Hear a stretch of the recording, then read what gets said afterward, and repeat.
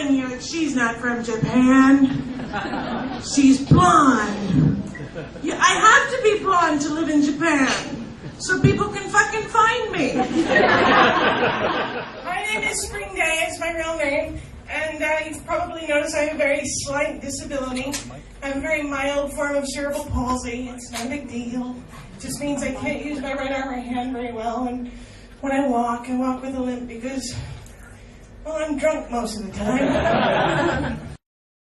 I'm not a retard. I'm fucked up. I'm not a retard. There is a huge difference between being on and being on.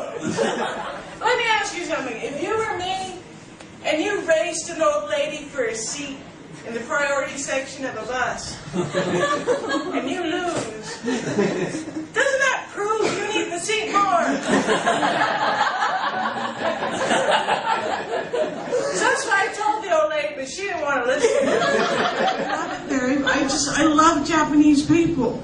I love Japanese people because it doesn't matter where I am in the world. If there's a Japanese person nearby, I know that I can ask them to take my picture, and they'll be more than happy to do it for me. On top of that, I know they're not going to steal my camera. Because they have a much better one, which I then steal. And if they do steal my camera, they're not Japanese, they're Chinese. And technically it's not stealing, they're just taking back what their child made at school. I used to teach English in Japan, and I actually started teaching English in September 2001. And at the time, they told us to use current events as much as possible in the classroom. So when I taught a group of businessmen reported speech, he answered this, he said that kind of thing. I drew a picture of Osama bin Laden and George Bush up on the board. And I said, what's the question George has for Osama?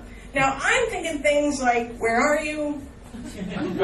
What's your problem? Stuff like that. But you gotta remember the Japanese are very non-confrontational people. Except for now. But at the time they were, and nobody would say anything for the longest time. And then the one guy that never says anything, slowly raises his hand and goes, do you like Harry Potter? I went to Las Vegas with my dad. Anybody do that before?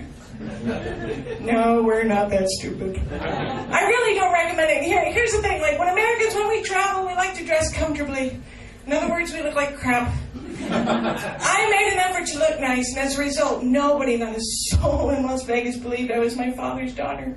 Everybody thought I was his prostitute. And with the limp, I don't even look like the prostitute you want. I look like one you can afford. It's okay, I've accepted it, you can too. And it drove me nuts, but my dad, he left a couple days before me, and I walked into the front of the hotel to take the shuttle bus back, and as we're waiting for the shuttle, I hear this guy behind me go, would you look at that? It's a real-life hooker. In action.